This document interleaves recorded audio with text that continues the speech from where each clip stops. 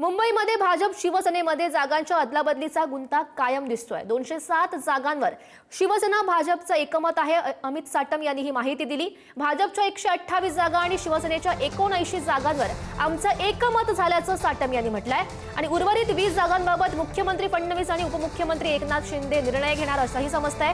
150हून अधिक जागा जिंकून महायुतीचा महापौर आणणार राहुल शेवाळे यांचे हे उत्तर। जागा वाटपाची ही चर्चा या ठिकाणी झालेली आहे आणि भारतीय जनता पार्टी 128 जागा आणि शिवसेना 79 जागा अशा एकंदरीत 207 जागांवरती आमचं एकमत हे झालेलं आहे। उर्वरित 20 जागांची चर्चा ही सुरू आहे। वरिष्ठ पातळीवरती चर्चा होऊन लवकरच त्या उरलेल्या 20 जागांचा तोडगा ही काढण्यात येईल।